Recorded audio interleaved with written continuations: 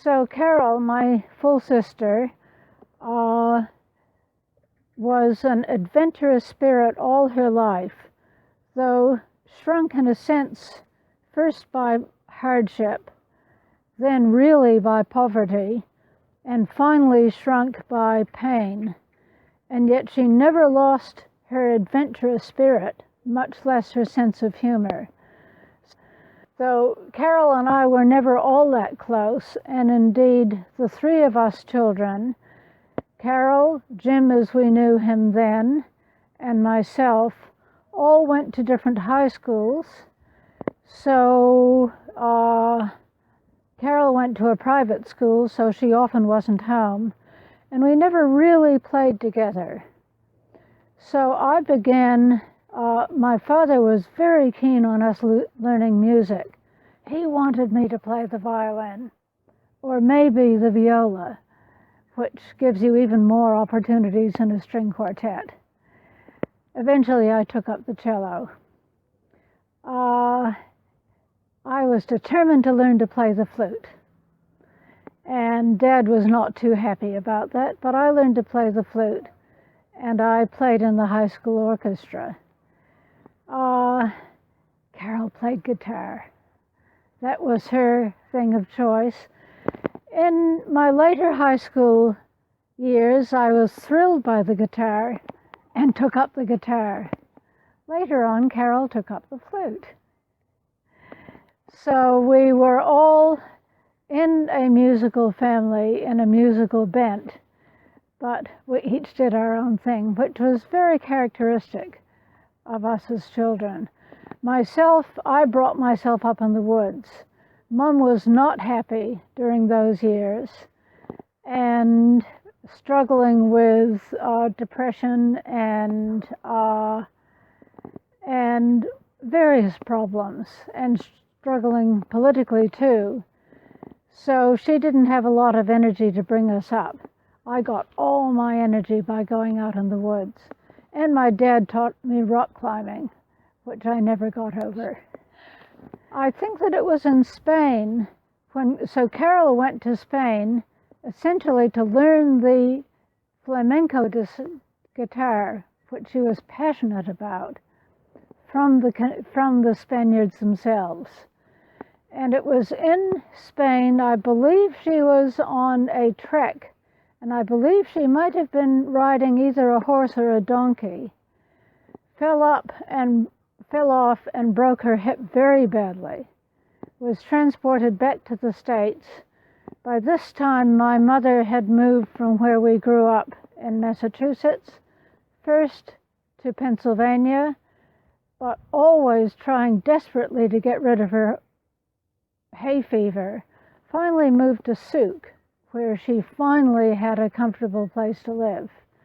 And I think it was in Souk that Carol came back to after her injury to recover, and indeed to live with Mom, look after each other. So it was there in Souk that I, and with Jamie and Anne, and I believe that they were 7 years and 5 years old at the time, went to visit her after an epic climbing trip in the Sierra Nevada with my father. But it was only my husband, the four of us, went to Mom's place at Souk. So Carol by then was trying very much to use her musical skills and experience to get a teaching job at Victoria University, or University of Victoria, whatever it was. Tried and never got it. Eventually she got some work as a checkout clerk at the local grocery store, I believe it was, and Marg might be able to add some to that. But in the end, she was basically living on the benefit. And my mother was living on a very small retainer from my father, and possibly on benefit, I don't know if she was.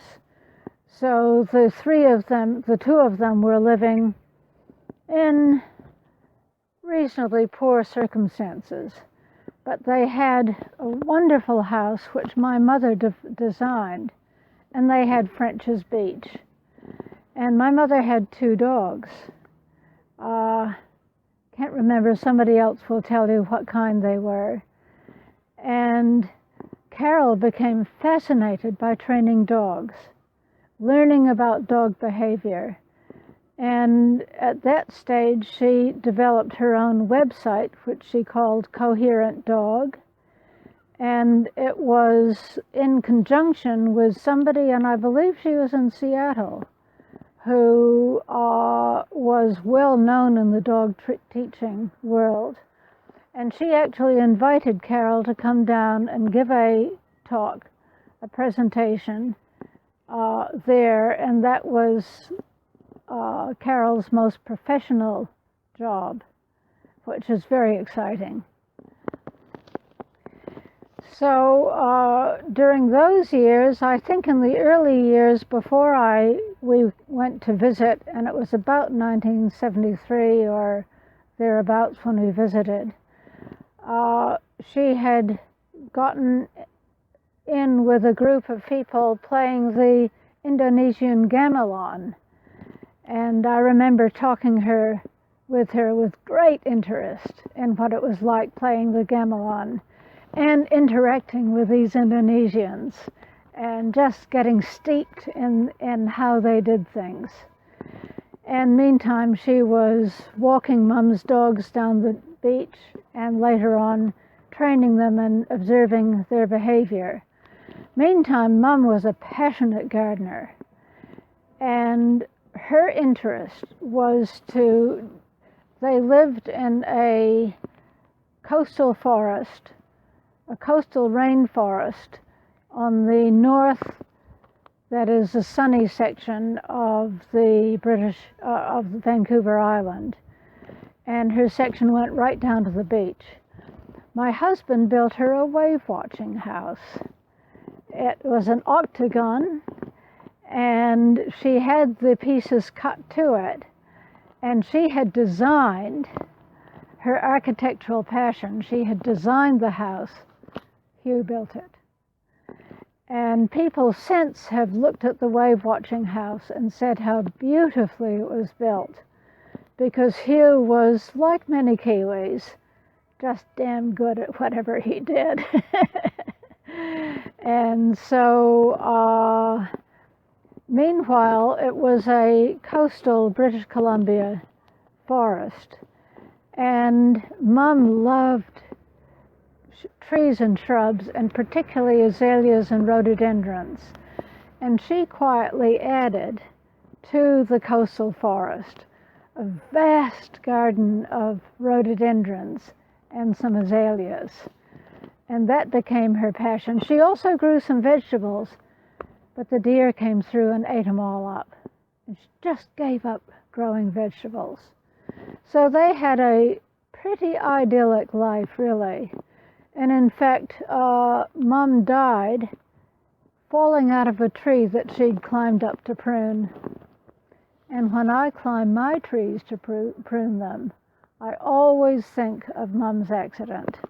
And I'm super, super careful, but I do climb trees to prune them because I am my mother's daughter. Meanwhile, Carol had developed this website, which she called Coherent Dog. And people who log in can probably find quite a lot of her lifestyle just from reading her posts there. I haven't had time to do that. As I said, us 3 children followed our own passions, each so intensely, that we didn't communicate that much. But Carol's birthday was 2 days away from mine.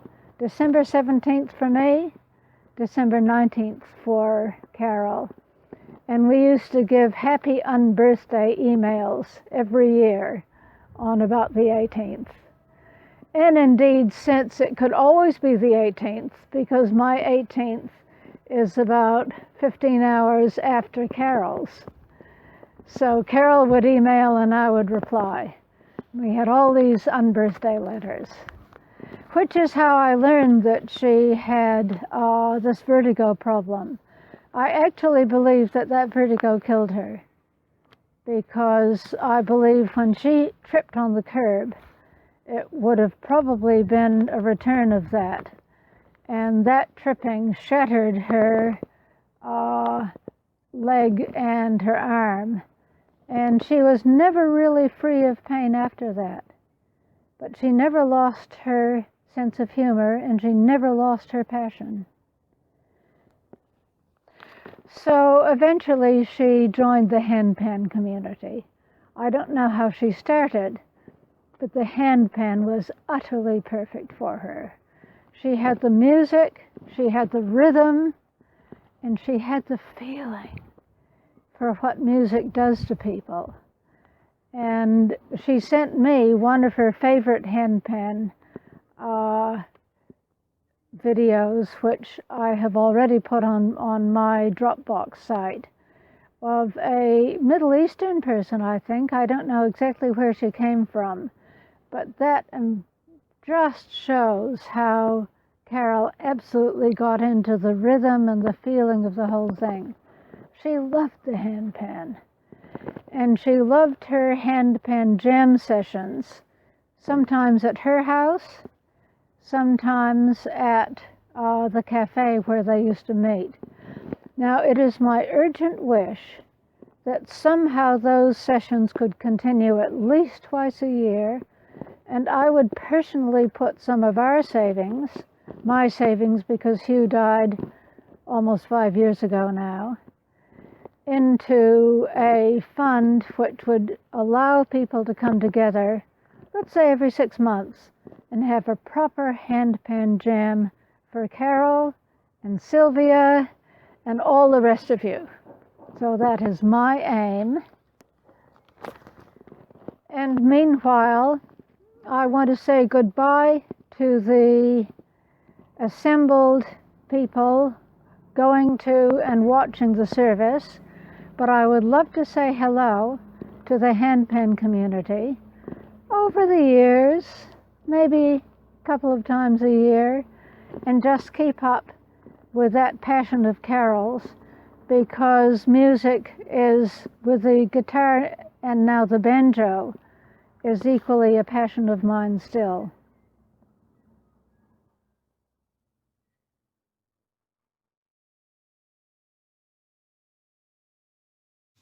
I am Sally Whitney Thurston. I'm Carol's half-sister.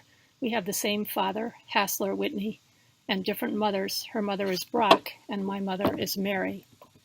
So when I was growing up, Carol used to visit us a lot, and she would do all kinds of fun things with Emily and me. Carol, Molly, and Emily, my three sisters, all played the flute. I played the oboe. Carol had a friend named Dennis Murphy who made flute-like things out of cold water plumbing, and we would call them flurfies. This is one of my flurfies, and my other flurfie. This one is played like this. I thought I would attempt to play a tune on my flurfie.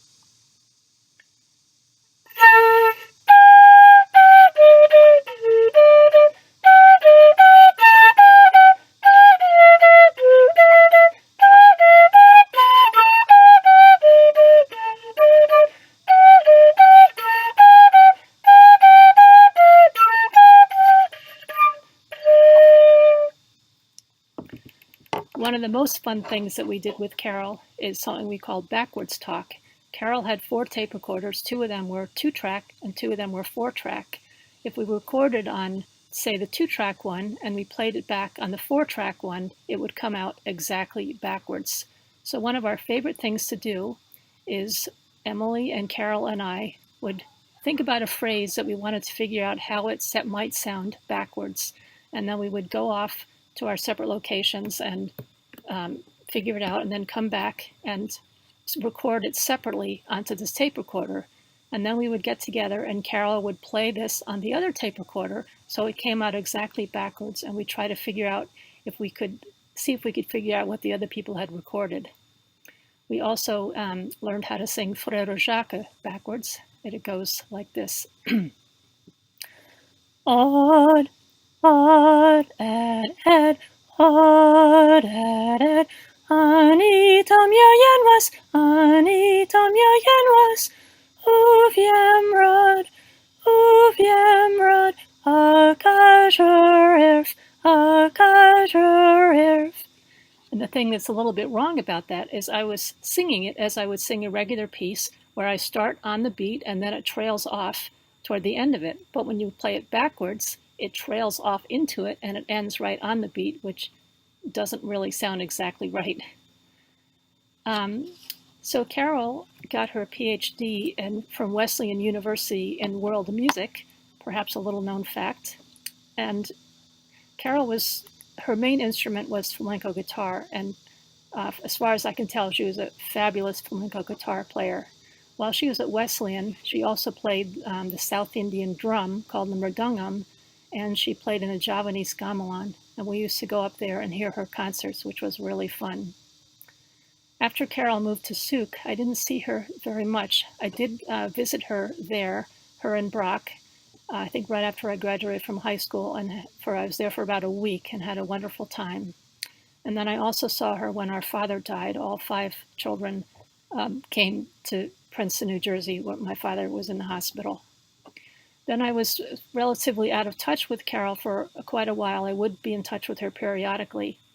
And then after the coronavirus hit, I arranged for a Whitney family Zoom call. All 5 siblings were on the call.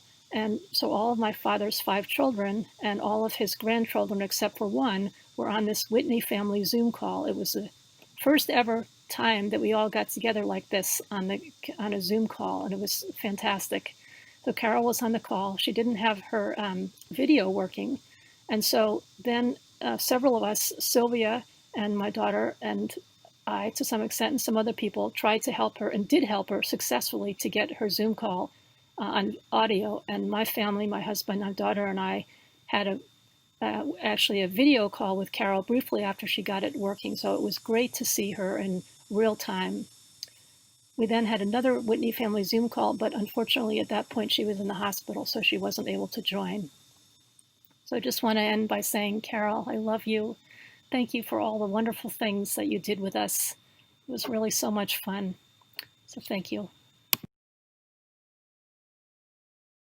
I'm Emily, Carol's youngest half-sister. There were time periods when Sally and I were growing up that Carol stayed at our house, and she spent a lot of time with us kids, and we had a lot of fun. The thing that most stands out in my mind is recording things backwards. Well, not exactly. She had 2 tape recorders, and we could say something on one tape recorder, and she could play the tape on the other tape recorder, and it would come out backwards. So we would talk backwards and play it forwards, and then that evolved into singing backwards and playing it, singing backwards and playing it forwards. And I still remember how to sing Frere Jacques backwards to this day. Also, during that same time period, she ran our birthday parties that year, and she came up with this game where you tie balloons around your ankles, one balloon around each kid's ankle, and you try to stomp out everyone else's balloons but keep yours whole. That was a whole lot of fun. We also did fun things like play a new improved version of canasta, which we called greedy pass canasta, because you would take 2 cards out of your hand that you didn't want and pass them on to the next player, and then it was who knows what you'd get from the other player. And in later years, after she went to Spain, she came back with these Spanish cards and taught us how to play Spanish poker, so we did that. She also played a lot of flamenco guitar after being in Spain. That was really cool to hear. And then when she was at music college, we got to go to a gamelan concert, which was another great experience. And then her friend at the music college, I think Dennis Murphy, had made these cold water piping flutes, and she gave Sally and I each one and called them flurfies. So we played some music on the flurfies. Yeah.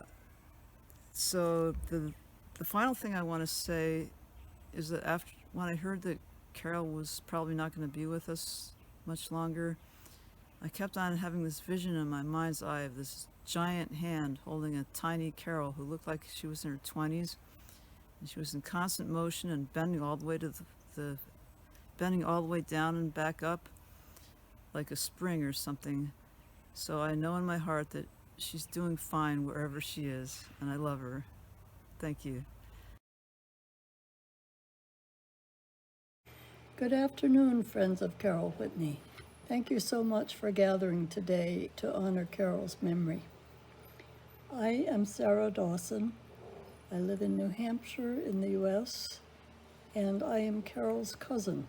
I'm just 13 months younger than Carol was. Carol and I didn't see each other much during our years of growing up. But the times when we were together, I have very vivid memories of those times. One summer when we were teenagers, she came to visit our family in Connecticut. It was a lot of fun to be with her.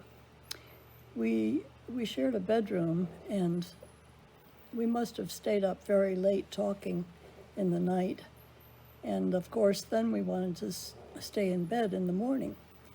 But my mother would come in early and tell us it was time to rise and shine. That was her favorite expression. But by some magic, which only Carol had, she talked my mother into letting us sleep in.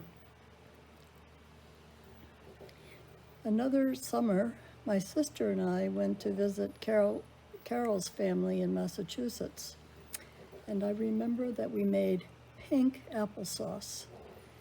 The applesauce was made pink by the trick of leaving the red skins in as the apple cooked. One of those little bits of memory. I didn't see Carol again for a very long time after that, although via my parents, her mother and my father, there would be bits of news about various things that she did over the years. But it wasn't until after Carol and her mother moved to Souk that I had the chance to visit with them both. It must have been sometime in the late 80s, as best I can remember.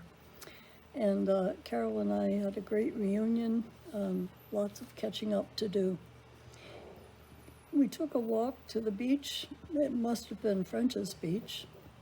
And on the way there, I slipped on the pathway and scraped my knee, and it was bleeding.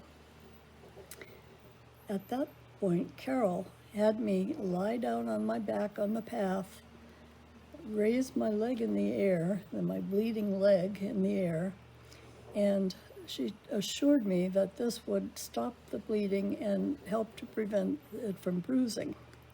So silly as I felt, I did as she told me, and to the best of my memory, it did work. And I have used that method ever since. The last time I saw Carol was in December of 2018, when my husband John and I went to visit her at the rehab hospital in Victoria, where she was recovering after that terrible fall that she had. And what a reunion. We were so happy to see one another. And as it happened,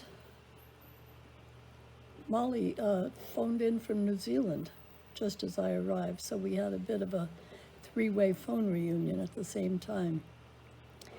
While I was there, Carol reminded me that when we were children, or when we were teenagers, we had made a blood bond. We had done it, as she reminded me, by somehow scratching our wrists enough to cause a little blood, and then pressing my wrist against hers, or vice versa, and thus became blood sisters. Some ritual that was.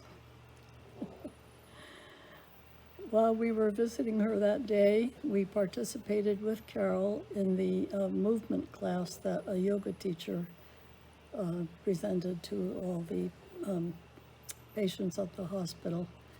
And shortly after that, Carol's friend Sylvia McAvaney arrived with Carol's handpan. So we had the great pleasure of hearing them both play the handpan. And it was a real delight.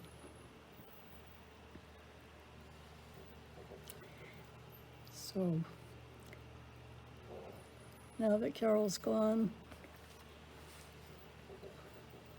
she's given us a gift, and that is a friendship with her friends, Sylvia McAvaney and Mark Johnson, who we welcome into as adopted members of our family. Thank you so much, Sylvia and Mark, for everything that you have done for Carol. Goodbye.